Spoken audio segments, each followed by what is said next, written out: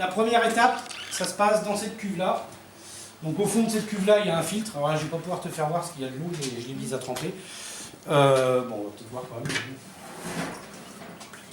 Si on voit le filtre au fond, si ça t'intéresse de filmer ça. Oui, parce que tu vas pas grand chose. C'est pas forcément...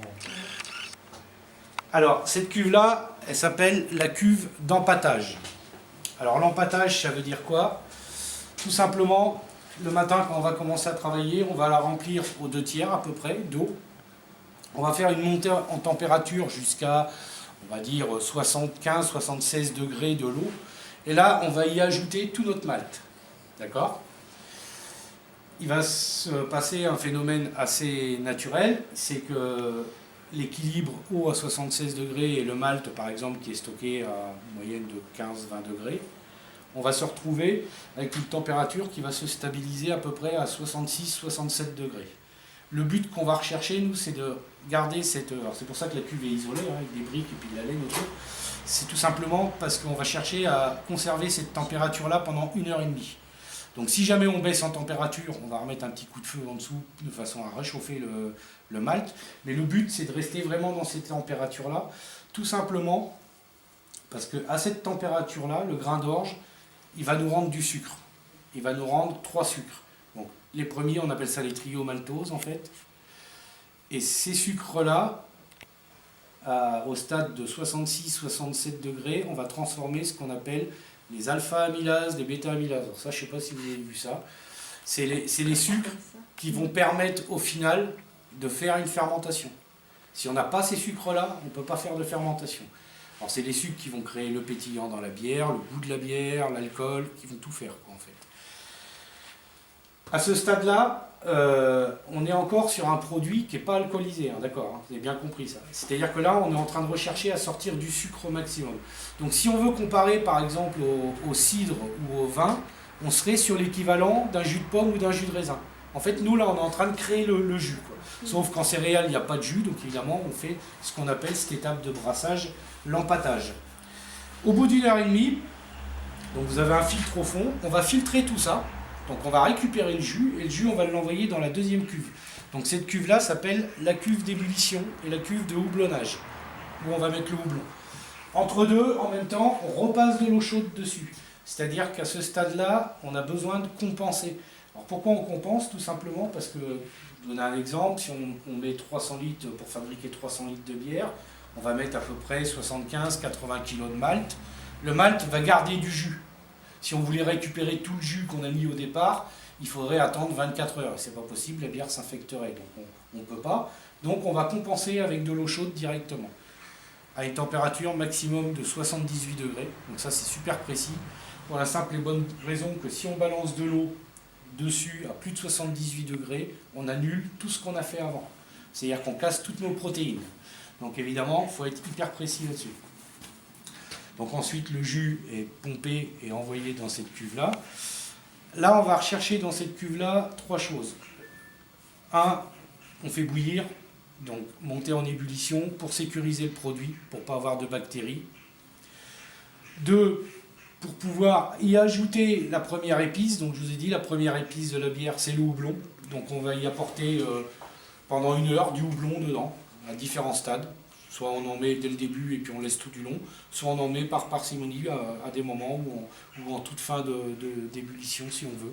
Après ça c'est le brasseur qui choisit la méthode de houblonnage qu'il veut pratiquer, les quantités qu'il veut mettre et tout. Et la troisième chose, c'est qu'on va faire ce qu'on appelle la cassure. Alors ça c'est une des choses les plus importantes, c'est quoi? C'est une protéine qui est présente dans le liquide à ce stade-là, et qu'on veut supprimer à ce stade-là pour ne pas la retrouver dans nos bouteilles.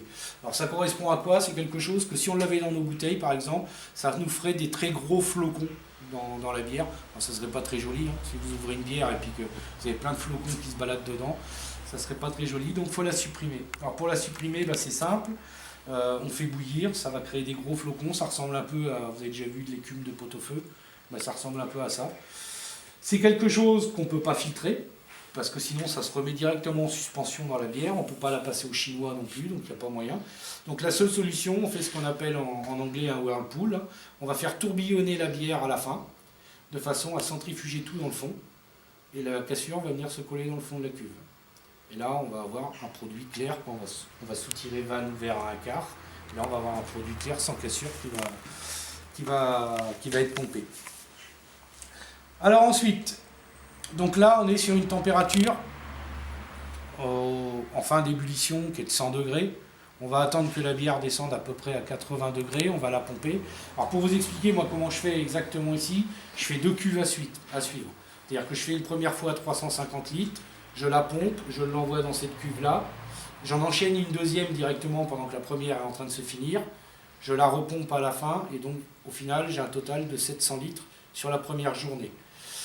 Ces 700 litres-là qui sont à 80 degrés, on va les passer dans un serpentin et on va refroidir la bière à température de fermentation, c'est-à-dire la température que vous avez indiquée sur la cuve de fermentation, c'est-à-dire 20 degrés. Une fois que la bière va être dans la cuve, on va faire ce qu'on appelle l'ensemencement, c'est-à-dire qu'on va prendre nos levures, on va mettre nos levures dans la bière, et là la bière va commencer à fermenter.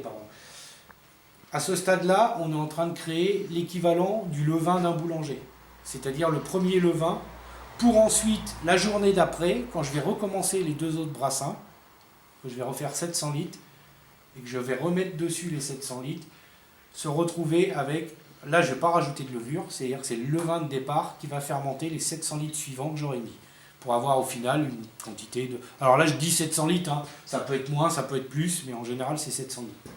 Donc on fait 2 fois 700 litres à suivre comme ça. Et là, vous allez avoir un phénomène, donc si vous n'avez pas encore étudié les levures, vous allez voir comment ça se passe. Quand on met des levures dans un produit qui est sucré, donc les levures en anaérobie vont fonctionner, vont se mettre à venir manger les sucres, elles vont se réveiller, elles vont manger les sucres.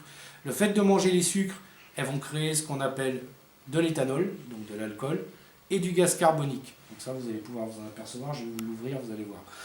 Le fait de créer du gaz carbonique, ça crée aussi un tout petit peu de pétillant dans la bière. C'est-à-dire que là, on va avoir un semblant de bière, pas encore pétillant. Il va falloir attendre quelques jours pour que la bière soit pétillante, ça je vais vous l'expliquer. Donc comment ça se passe à ce stade-là? Les levures, elles, donc je vous ai dit, attaquent les sucres, transforment ces sucres-là en gaz carbonique et en alcool, et se multiplient en même temps. C'est-à-dire que si vous mettez, si on imaginait qu'une levure c'est une personne, quand elle mange du sucre, elle va se transformer en 1000 personnes. Et au fur et à mesure comme ça. Et il va rester toujours des levures vivantes en suspension. C'est-à-dire que les levures, les premières qu'on rôte, qui vont avoir trop mangé de sucre, vous me comprenez, oui, ça va, qui vont avoir trop mangé de sucre, vont tomber dans le fond de la cuve et vont mourir parce qu'elles ont trop mangé. Par contre, entre deux, elles vont avoir créé d'autres petites levures. Et ces petites levures-là, elles vont continuer à grignoter les sucres. Les plus faibles, elles vont tomber dans le fond de la cuve aussi. Mais elles vont avoir aussi recréé d'autres levures. Donc là, on part on va dire, par exemple, si on imaginait ça, de 10 levures, on va se retrouver peut-être avec 1 million de levures à la fin. Vous voyez, pour schématiser le truc. Donc ça, quand vous allez étudier les levures, vous verrez la multiplication de levures au microscope, c'est assez impressionnant. À ce stade-là, nous, le but du jeu, ça va être de garder ces fameuses dernières petites levures qui, elles, n'ont plus la force tellement de travailler, mais si on leur rajoutait un peu de sucre, elles se remettraient en route et elles recommenceraient le même cycle. Donc en fait, nous, ça, on ne va pas le faire. À ce stade-là, ce qu'il faut, c'est que la bière soit fermentée, c'est-à-dire que tous les sucres soient transformés et qu'il n'y ait plus du tout de sucre dedans. Bon, au bout de 8 jours, on va dire, on va situer ça à 8 jours à peu près, la bière va être finie. C'est-à-dire que vous allez avoir un produit qui ne va plus être un jus, qui va être un produit alcoolisé, par contre sans pétillant.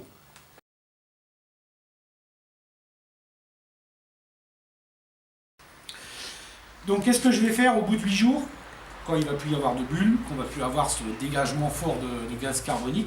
On va descendre la bière à peu près, la température, on va la descendre à 3-4 degrés.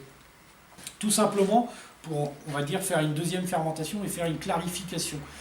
Alors, c'est juste, en fait, pour que les levures qui mettent du temps à descendre, parce qu'à 20 degrés, ça met du temps à descendre quand elles sont en suspension, les levures mortes, on va accélérer le process de façon à ce que les levures qui sont trop faiblardes et qui brouillent la bière tombent bien dans le fond de la cuve. Comme ça, quand on va soutirer notre bière, elle va être un peu plus claire et on aura moins de levures dans le fond de nos bouteilles.